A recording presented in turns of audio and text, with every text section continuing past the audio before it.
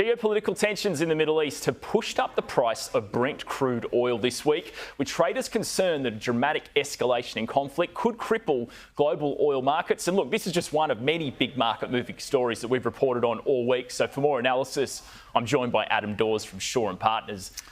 Adam, thanks so much for your time. It's great to be here. Let's start with that geopolitical uncertainty. Middle East, Russia, Ukraine. I mean, how nervous are investors right now? It does look like, and on face value, it does look like people should be a little bit nervous. However, I think markets run somewhat to their own race. And look, does the Middle East tension really bother what's happening in the US? Does Nvidia really mind? Probably not. However, oil is one of those ones that you need to be really, really careful on. And that obviously then can rise inflation, which then markets get a bit worried about as well. So I think you need to be alert. You need to be alarmed. You need to be alert but not alarmed. I think that's the key for this one. Yeah, obviously Middle East, huge oil producing area, LNG gas as well. So I guess there's the big risk if conflict gets worse. We could see energy prices go up and I guess contribute to inflation and higher costs for everybody. Well, when you see the TV and you see bombs raining down, it does put that sort of nervousness, I guess, going forward. But markets always look to being defensive.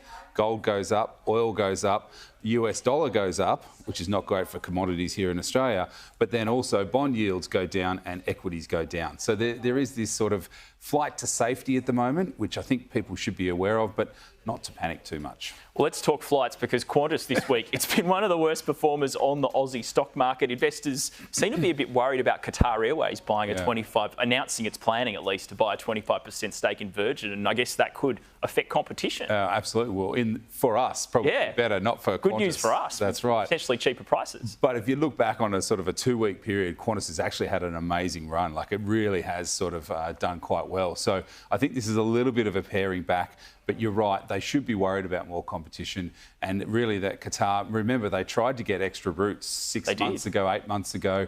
Government said, no, you can't do it. Well, look, they're now just going to go inside, take a stake in Virgin, and then, potentially an IPO might be coming. Yeah, it looks like by the middle of next year, you'll be able to buy a ticket with Virgin, but use a flight to Doha on Qatar. Yes. And there's a story today in The Australian suggesting they may have paid about $750 million for their 25%, which kind of values Virgin at $3 billion.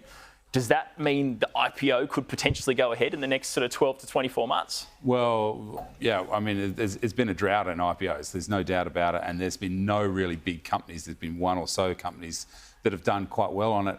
I think overall that Virgin really needs to find a backup, because it's all private equity now. Yeah. And they need to have an exit strategy. And this could be some way of getting some money out of it. Look, at $3 billion, yes, it does sit up to be okay. But is the public going to pay that? And I think that's the tough bit, because we know airlines are asset heavy.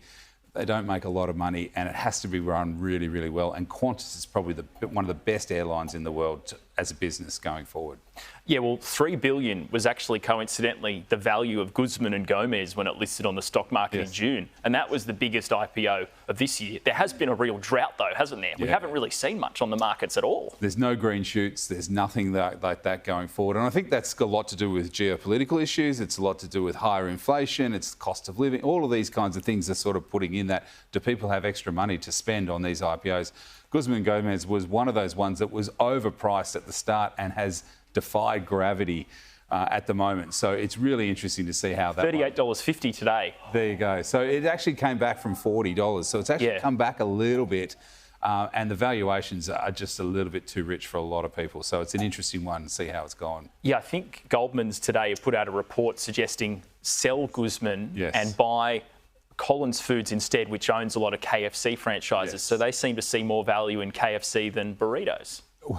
I guess so. I mean, that Goldman Sachs note, I read that this morning, and it wasn't a great, as far as Guzman and Gomez, it wasn't a great read. There are other brokers that have sell on GYG or Guzman Gomez. I think overall that it's a great business. Collins Food, yes, it's probably got more established, and what Guzman is really running on is the store rollout that's going to happen. Expansion, and that's the big thing on why we're starting to see the price moving the way it is. Whereas KFC, Sizzler, those kinds of businesses are very well established and there's not much growth going forward. And I'd be careful in Collins Food as well because Ingham's is having problems as well. Yeah, that's where they sort of supply issues. That's where they source most of their products, so be careful on that one. Well, at the top of the show, we talked about, I did a brief story on Origin Energy announcing plans to exit its hydrogen project up at Kooragang Island in Newcastle. Yeah. This would be a bit of a blow for, I guess, the government and its plans to really reduce emissions in Australia. Yeah. I think Origin was sort of saying that it was going to be sort of around $200 million to build it. It's not too bad for something like Origin, yeah. But you did say in the package that input costs were going higher. The hydrogen market's not moving as fast enough. And remember, we saw in July Fortescue pulling out of their green hydrogen project as well, getting rid of 700 jobs. It's just going to take some time, and yes, it is going to be a huge blow to the government because they are looking for that green energy, and hydrogen was one of those anchors to bring that forward.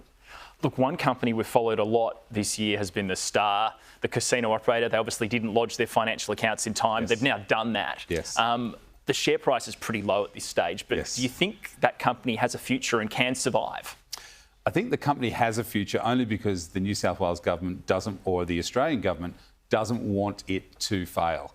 It employs people, and then if you look at the actual property assets that they've got, it's actually worth a lot more than what the actual market capitalisation is at the moment. So I think overall there's going to be more restrictions put on the Star. They're going to monitor it a lot closer. There'll be new management. New management. They've got a big new management team already, right? That's right. So they're going to have to prove themselves. I just think overall it's a very tough one. I would be very careful if you were going to look to invest in it. But at 26 cents, can I say what could go wrong? Well, the share price at one point was, I think, above $5. Yeah, it's been a tough one for Star and will continue to be. Adam Dawes, thanks for your time. Thank you.